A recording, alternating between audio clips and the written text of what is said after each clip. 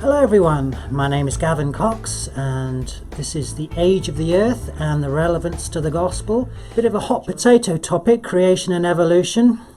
And I'm sure you've heard this saying, as long as you believe God created, it doesn't really matter how he created. Well, I'd suggest to you it really does matter how God created, and it matters that you believe what God said about how he created in Genesis. It's actually foundational to our faith. Genesis forms the bedrock to the gospel. It forms the bedrock to our understanding of biblical authority. And as the Gospels say, if the foundations are destroyed, what will the righteous do? That's the Psalms.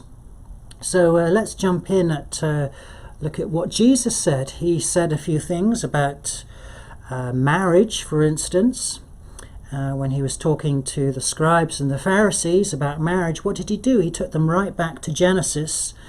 And in Matthew chapter 19 verse 4, he said, "Have you not read that he who created them from the beginning made them male and female?"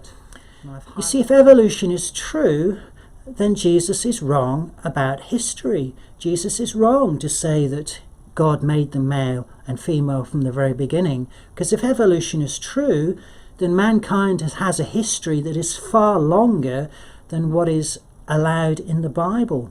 In fact, all of life, when you consider, is being a process of billions of years of evolution. So mankind is actually at the end of a very, very long process, not at the beginning. Jesus surely can't be wrong about something as fundamental as Earth history.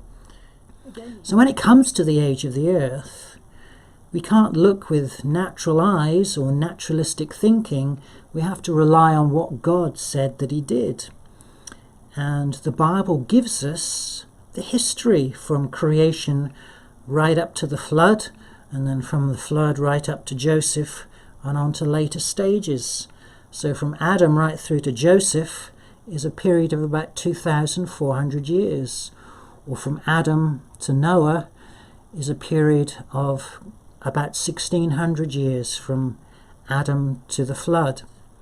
So that is... But the scientist has to assume his starting conditions. But the one thing that is true is that the scientist was not there to directly measure and observe the starting conditions. He has to assume that there is zero initial daughter isotope. In other words, there's no lead in the system. So we have questions about how old the Earth is. But is there any evidence that really is powerful to argue of a youthful young Earth? Well, I suggest that there is, and let's look at some of the evidence together. Did you know that salt fills the sea too fast? In fact, we know how much salt goes into the oceans every year. It's about 450 million tons of salt. And we also know how much comes out of the oceans every year. It's about 27% of that. But that gives an upper limit of the oceans of about 62 million years when all the calculations are done. It's claimed. Did you know that fossil dinosaurs have been discovered with soft tissue inside?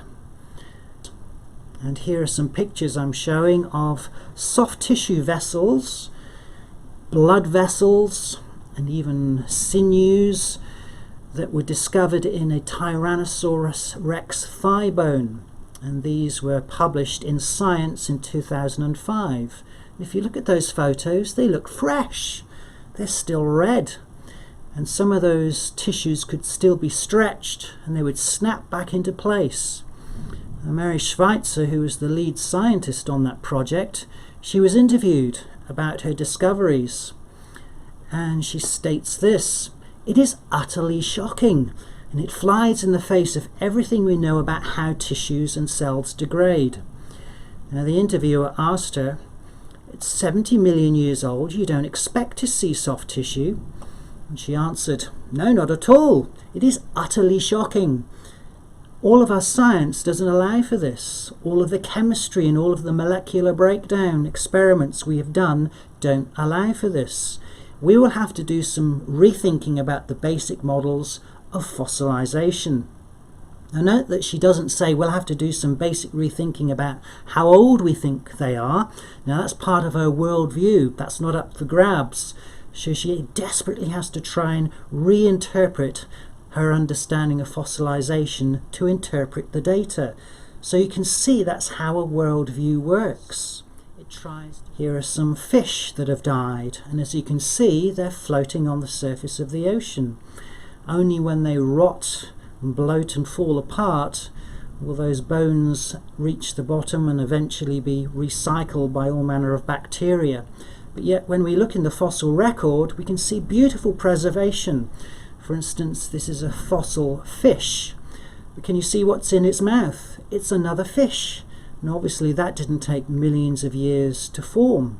So as we can see, these are evidence, powerful evidences of rapid deposition. And this is a particularly excellent example of a fossilized tree that's poking up right through multiple layers of rock.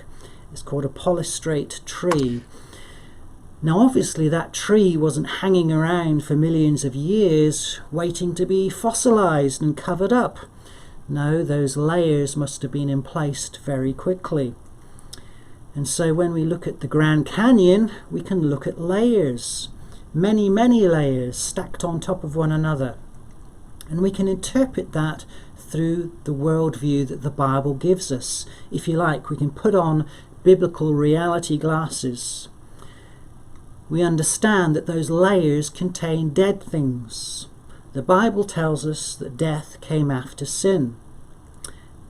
Those layers must have been formed in Noah's flood. They contain evidence of animals that were washed into place, fishes, amphibians, shells, all manner of marine creatures. And we can understand all of this through biblical history, that Noah's flood was a real historical event. So when the scientist tells us that the earth is billions of years old and we should take his word for it, we should ask ourselves, was that scientist there at the beginning to measure and observe formation of a rock or a fossil or a stalactite? No, he wasn't. He's only there in his lab in the present. But there is one who was there at the beginning. He was there to observe what he did. He is the creator, and he told us what he did in Genesis. And God tells us that he created in 6 days. Take his word for it. And I trust God's word.